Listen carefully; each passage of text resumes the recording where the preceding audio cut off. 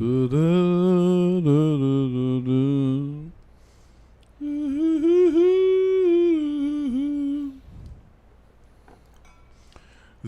in a party without us. That makes us so sad. Ladies and gentlemen, this is JoeJinMovieSoAwesome. I'm Joe. I'm one Jin. This is our review of MobLand. Spoilers review. Starring Tom Hardy, Helen Mirren, Pierce Brosnan. And here we go. This was a solid series, man. Yeah. I feel like the acting was better than the writing. What do you think? I think so too, but I still think this was better than, well, maybe on par with the series version of The Gentleman, also produced by Guy Ritchie. No, but here the director is he's someone else. The creator is I forget his name, but he's a brilliant. He did the assassin one. He did the Day of the Jackal. Oh yeah. But I think it was produced. It was produced by Guy Ritchie. Because this is one of the least Guy Ritchie series I saw, actually. In terms of story, you can tell that this is not very Guy Ritchie style. Uh-huh. But based on like the way it was shot and produced, I could tell that it has the Guy Ritchie flair. It did. Let's see, top cast, all cast and crew. His name is Ronan Bennett, the director. So for me, like, oh, okay, so what's up?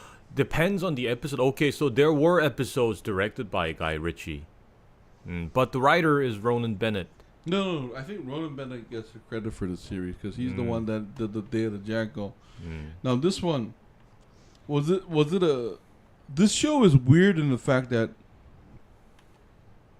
is it Godfather good? No.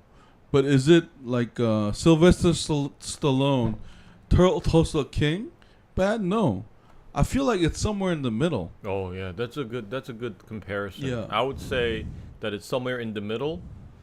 And because the first 4 episodes when I watched it, I couldn't tell if this wanted to be Tulsa King or Godfather. They fuck with us a lot in the tone. Because they do bring a lot of black comedy elements to it. And I think that's what makes it British. But is it Guy Ritchie heavy though? No. So like one of the problem with this show, I guess, is I can't decide whether it wants to be serious, like the way the Infernal Affairs was. Because once you remember, like Infernal Affairs 1, 2, 3, which the Departed is based on. No matter how tacky it is, every actor is serious. Now here, well, there's no cop here, so there's no Infernal Affairs element, but there are snitches and traitors, which you expect from a gangster film, yeah? Yeah. I mean, yes, there is a cop, but he's not really getting any focus here. Yeah, the tonal shift was kind of not done perfectly in my mind. I couldn't tell whether it wanted to be serious or funny because on one scene you see 007 talking about his sexual prowess. Another scene you see his son getting raped and then meeting his rapist. I thought like overall, I mean, such shift from being King Viserys. House of the Dragon, remember? Yeah. Oh, what's his name? I forgot his name. Yeah. But Viserys. Yeah, he was the Viserys, the Dragon King. Oh, yeah, no, I'm watching if Tom likes playing neurodivergent characters. No, but Void, don't you think Tom Hardy plays the same character every show? Even in the one we watched before this, Havok? What was the movie's name? No, but here... He always kind of mumbles a lot. Oh, shit. Okay, here we go. Who's your favorite character one? My favorite was Seraphina. Oh, yeah? I think she deserved more screen time. Oh, that's because I really liked her. That's interesting. Yeah. Because for me, it was 007. No, because... what's his name? Conrad. Oh, Conrad Harrigan. Yeah, I never seen someone so Irish and so unapologetic. I thought when they went... Like, for me...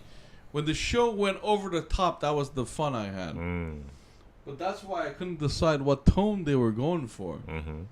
Because is this like Goodfellas? Because remember in Goodfellas, no matter how funny it got, it was always dark and serious. There was something underlying there where you were uncomfortable laughing about things. But here, like some scenes, I was a little bit confused. Is this black comedy or serious drama? That's how I felt. You know, I felt in a way it's more similar to shows like Succession. Because Succession, if you watch carefully, it's kind of like what are those called? Like fake reality shows. It just follows these characters, and yes, it does have some depth to it, but you know, like even the camera work and everything, it kind of shakes as if like someone's there, the documentary crew's there, like filming it and stuff. I did kind of get the feeling that since it was like jumping around different characters and stuff, that it was not really going to like focus on one character and develop some depth from there. So to me, it felt a lot more similar to shows like Succession. I'm so sorry, man, but this is where I'm going to disagree.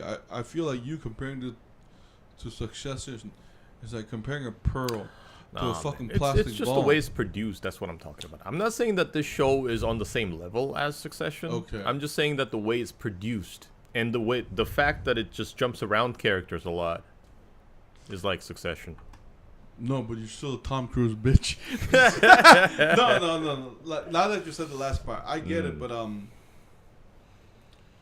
no, but here there's no introspection like in Succession. They don't give enough time for that. Yeah, no. Here Also, it's not fair because we only got one season. Didn't we have like 6 seasons of Succession? No, 4. But even the Okay. first season of Succession was better than this. If you're talking about like psychological depth, because here, listen, explain to me Tom Hardy's character psychology, can you? I think we talked about this in the previous episode come on. session about what's Yeah. his name? Not Jack Reacher, but Ben Affleck. Yeah. He also seemed to be like Voight says, like neurodivergent. He kind of seems like he's on spectrum, and he's hyper focused on his job. First of all, calling somebody autistic is an easy way to erase characterization. I'm sorry, you fucking Tom Cruise bitch, but I'm gonna say this again. No, the writing is not the same. There's no layers here. I feel like the mystery here was the plot device of whether Tom Cruise is a snitch. Tom Hardy. Yeah, Tom Hardy. I'm sorry. And is it Kevin or Tom Hardy's character a snitch? That was the question. And the finale kind of fucked that up by saying they both betrayed the organization, trying to take over the syndicate. Conrad was aggressively Irish and oddly creepy as well. Yeah, Void. Me and Wonjin, we talked about this. He's a semi-grapist. No, I can see how some similarities with Succession, the whole family drama. Yeah. Okay. Oh, okay. Wonjin, then Void is right. I just feel like Succession was written better. It's because you're triggered by the whole comparison with Succession itself. Oh, maybe, because we both know that Succession should never be even in the same sentence as the show in terms of like the whole level. Oh, okay, maybe because yeah, but we're saying that it's similar. It does have similarities to Succession because of the way it jumps around characters of this family. Oh, so okay. Let me change the expression then. Hey, thank you for putting it that way. Maybe I was being over pompous, but no. But like there is a Shakespearean element to this in the fact that all crime drama is about family drama. Remember, Godfather is about family drama. This is the same here. So in that way, it is. That's why you love the Millen's character, right? Millen? Helen Mirren. Yeah. Helen Mirren. No, for me, like, what you think about Paddy Constantine's? Oh, that's his name, Viserys. Yeah, that's right. I forgot his name. Him meeting his rapist and him shooting in the rapist in the head. You know, I really like that to his character arc.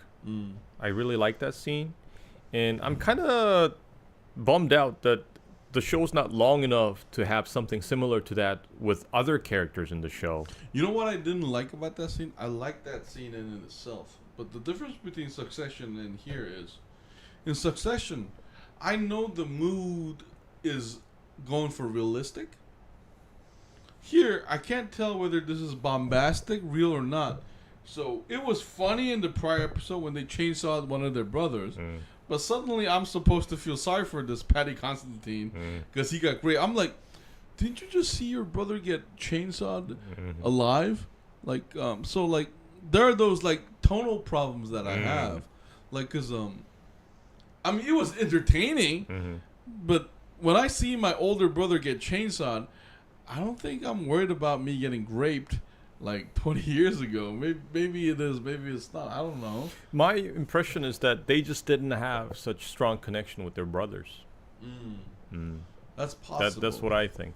No, but if Fredo was ever like flayed alive, and Michael and Sonny watched that, I knew it was you, Fredo. Yeah.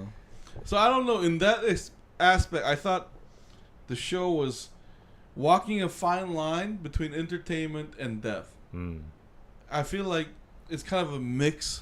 I think for me, the impression is it leans a little more towards entertainment.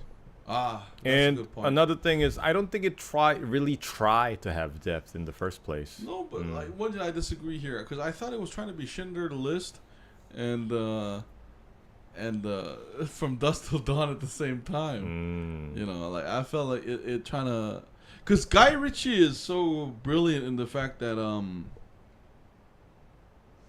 he stays that line. You know, Maybe it could also be because they have so many different directors participating in the production of this whole thing. no, but And they all but the creator is still leading. So the creator's assigning the director. I think. Void. I couldn't tell if Conrad was being serious about him being essayed by his uncle. Oh yeah, Void. There's a lot of things where sometimes it's dark and sometimes it's not. But Void, this is gonna be interesting. Void did not like 007. No, I didn't like Pierce Brosnan. Right. Because I liked him. I just thought he didn't feel intimidating enough as like the patriarch of this mob family. So if you had, That's interesting. and the way he acts, it didn't seem like effortless enough for me.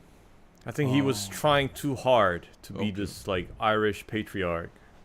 Okay. And also I still have this very strong impression of him as the con man from Remington Steele and James Bond from 007. You know, I have the opposite take to one. This is so interesting, Void. Because I thought he did a great job of playing Irish prick. But you know who I had a problem with? Tom Hardy going to a psychologist with his wife. Those scenes bothered me. I was not convinced at all that Tom Hardy He barely went. He just went there once. Oh no, he didn't ever go.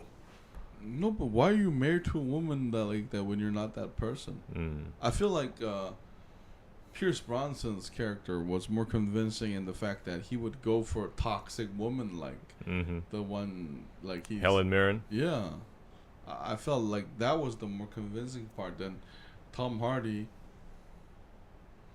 who is basically Bane without the mission to blow up Gotham here. Like, cause I mean, first of all, I love Tom Hardy's acting because, you know, I think Tom Hardy gets a bad rap because his acting is really subtle. But here, if I'm a stupid person, I might say he's the same character as Dark Knight Rises. Because he's like non-feeling dope. And that's why I was I think the last 3 episodes of MobLand was the most interesting. Because there's the big question in the plot where who's the snitch, right? Because I thought Hardy was going to be the snitch. And maybe Kevin. I was thinking maybe it was going to be Kevin. And I was hoping that he would be forced to kill him or something. Yeah, but them teaming up, I feel like last 3 episodes, the problem is I feel like they were going for season 2. Like right off the bat, because they signed off so many like A-listing actors. I was kind of hoping it would end with Tom Hardy being stabbed by his wife and dying, because I thought that would be a great ending for this whole thing. That's poetic. Yeah, that would be a very poetic ending. No, but he's not dead. And I feel like I think this reminds me a lot of Infernal Affairs, but in a different way. I feel like they're trying to convey to us that Hardy is a blank character that is actually smarter than he pretends to be. And I don't think the first season like did enough to make me like invest in that though. I would watch a second season if they renew the show, but I wouldn't be like really psyched about it. Because I think it could have ended with the first season. And in going back to Pierce Brosnan, I think a good comparison to him would be someone like Kenneth Branagh, because he could act out someone who's truly terrifying. But I'm afraid Pierce Brosnan just doesn't have it. Oh, in the movie Bruges too, Ralph Fiennes played a psychopath. Oh yeah, that's right. Yeah, so to you, he didn't come off as a psychopath. What about the grape scenes, like him touching the thigh? Yeah, that was creepy. I thought he did it well. I think it could have been creepier. Okay, with Ralph Fiennes and stuff. Let's give a number grade, man. I would also give this a 7. 7? I was entertained. It was okay. And I liked how it had these like cliffhangers. No, but as pretty well. I want to praise the show though. As like an episode to episode, it was directed really well. Like I couldn't wait to see the next episode to see what was going on. In that aspect, I love that TV element. That was great. I was like, oh, what's gonna happen to Seraphina? Yeah. No, exactly. But after watching all of it, is there any like more depth to it? No. Oh, and Seraphina and like 007 having a bastard Indian daughter was fucking hilarious to me. Like, and Helen Mirren's hate for her. Yeah. They're like side jokes like that. Really, that kept the show going, which was fucking fun. Yeah. So I'm gonna give it a 7.5. Yeah. And I really like the rival gang leader guy, Stevenson. I forgot the actor's name. Yeah. Yeah, but he played his role, I think, a lot better than Pierce Brosnan. Oh, you think so? Oh! Forgot his name. We need to play Ray Stevenson. Yeah, he was Ray Stevenson, okay. No, he was the best part about the show. Oh, but except like around episode 7 when he started owning the cops and everything, I did feel like it was like bordering on like TV though. I guess it was supposed to be like a surprise twist thing, but yeah. Avoid opening song was good as well. Also, it did have some very interesting theme music. No, one Jin and Void. I want to say this. I think it tried to become deeper, but it failed. Like it did, but Anyway, so JoeJinMovieSoAwesome gives it a 2.5. I wish Ray Stevenson won and Pierce Brosnan got chopped in half. Oh no, not Ray. Ritchie. His name was Ritchie. Ritchie Stevenson. Yeah. The lawyer getting killed and all that. And Eddie, the son of Kevin, or brother/son of Kevin. He's like yeah, there are a lot of fucked up shit in this. He reminded me a lot of Joffrey from Game of Thrones. Yo, I want to say this. There's a lot of fuckery in this show that can't be entertained. Like incest, like stepfather, stepson, whatever the fuck. So those things were entertaining, but as a show that will be timeless, I don't know. And those elements are not going to save the whole show. Exactly. So JoeJinMovieSoAwesome gives this a 7.25. No, I gave it a 7. I gave it a 7.5. Oh, you did? Okay, I'm sorry. Yeah, no. Because I was going to give it an 8. But since you opened your big, fat Tom Cruise bitch mouth, you changed my mind. No. But, okay, here's the thing. This feels like a Mexican restaurant in Tijuana. When I arrive in the airport, I go, this is the first restaurant. That's the feeling I have. But is it a restaurant that I want to go back to again? That's the feeling. So JoeJinMovieSoAwesome gives it a 725. That speech he gave to Eddie about throwing off the podium was hilarious. It Yeah, was. I thought he was truly supporting him for the moment. In And the he's like, beginning. I'll always be there for you, buddy. And I'm going to push you off. Yeah. See? So is that a British thing? I don't know, but you can clearly see that's a father, daughter of a father's remorse and yeah, Yeah, when I was look, grudge. like I felt those were like shticks though, like they're shticks. Like there's no deeper meaning after the shtick. When I hear it, it's funny, but when I look at because I felt like those things were unbalanced with Viserys' character killing his rapist. Like the tone was kind of all over the place.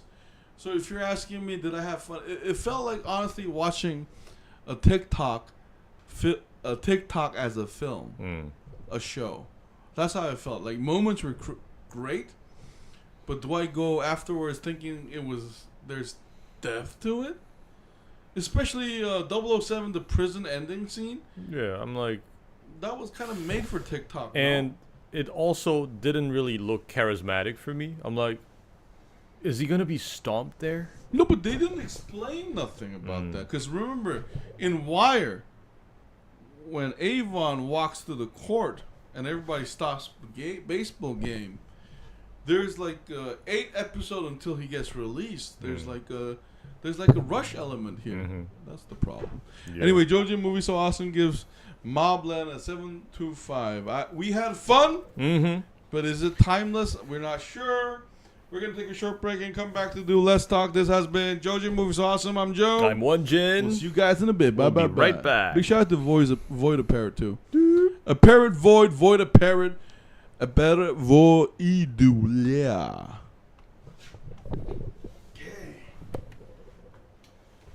Do-do-do-do-do.